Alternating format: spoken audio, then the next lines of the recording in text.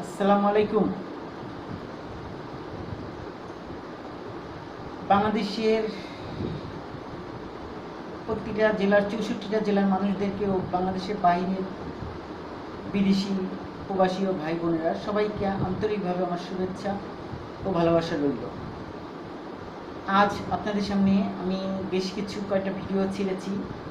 আমরা সততার সাথে কাজ করব, এটাই আমাদের ধর্ম। ইসলামিক শরীয়ত মোতাবেক আমাদের ভালো কিছু করা উচিত। ভালো ভাববো, ভালো বলবো, ভালো করব, ভালো থাকবো। ভালো ভাববো, ভালো বলবো, ভালো করব, ভালো থাকবো। জীবনে চলার পথে এই কথাটার আসলেই মূল্যবান আছে। কোয়ান্টাম ফাউন্ডেশনকে অসংখ্য ধন্যবাদ যে তার সুন্দর ও সাবলীলভাবে যে কোয়ান্টাম ফাউন্ডেশন তার উদ্যোগ অনুসারে এগিয়ে যাচ্ছে, এটা এখন আমাদের সবচেয়ে দরকার। ভালো মানুষের পথে এগোতে হলে আমাদেরকে বেশ কিছু নিয়ম প্রণয়ন করতে হবে। একজন ভালো মানুষের অবশ্যই দরকার আছে।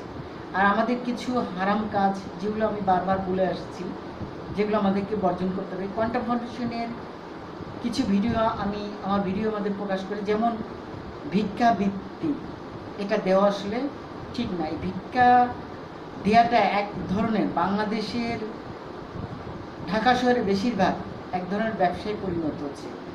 যারা ভিক্ষুক যেভাবে অলি গলিতে এক ধরনের পেশা হিসেবে নিচ্ছে, এই ভিক্ষাবৃত্তি বন্ধ করে। এটি সুন্দর একটি ভিডিও কোয়ান্টাম ফাউন্ডেশনের, সেই ভিডিওটা আমি আমার চ্যানেলের মাধ্যমে আমি প্রচার করেছি।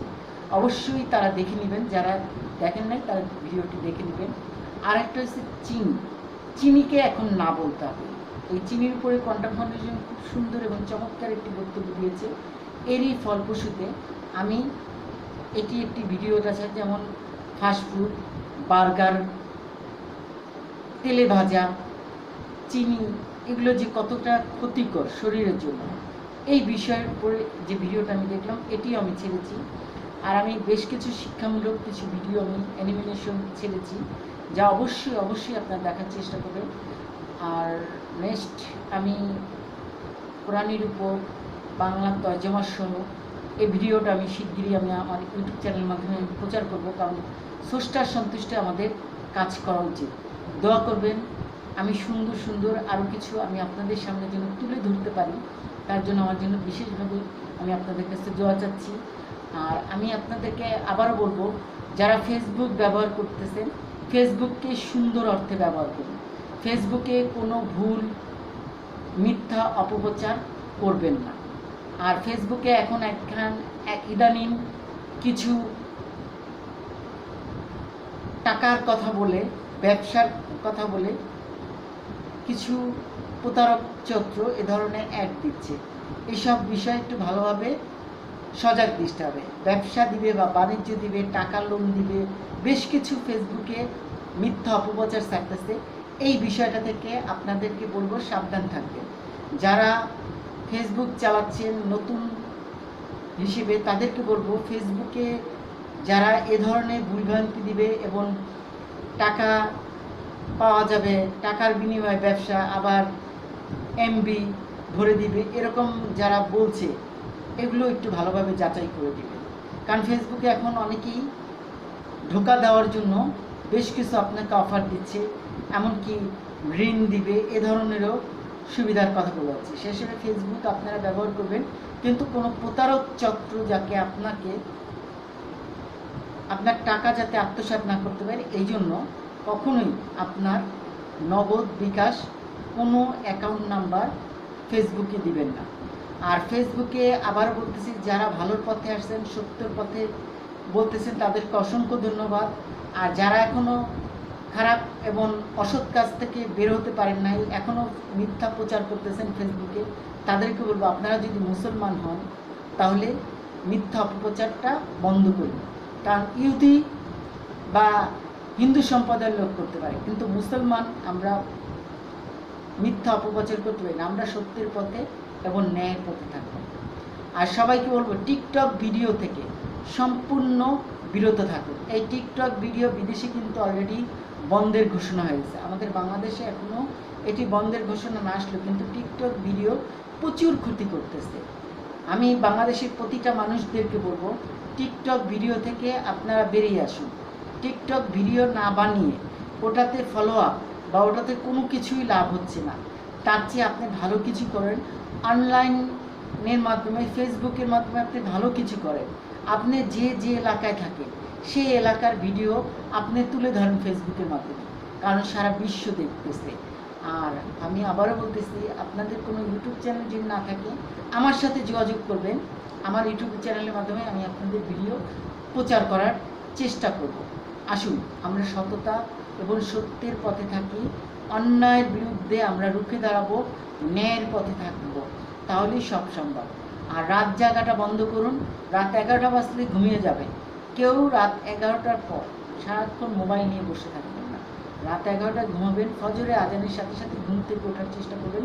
ফজরের নামাজ পড়ে মেডিটেশন করে আপনি দিনটি শুরু করেন, ইনশাল্লাহ দিনটি খুবই ভালো এবং চমৎকার যাবে।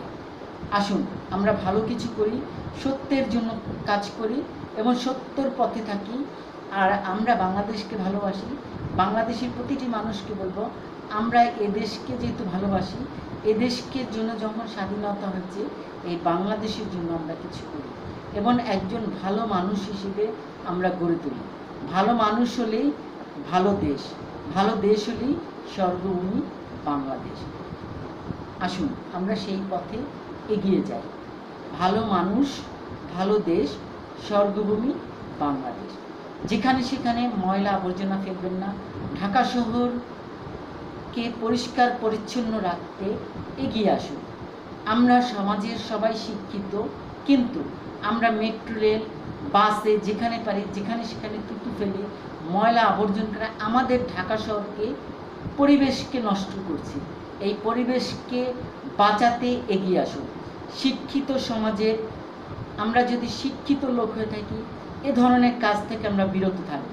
যেখানে সেখানে থুতু ফেলবো না, যেখানে সেখানে ময়লা আবর্জনা ফেলবো না।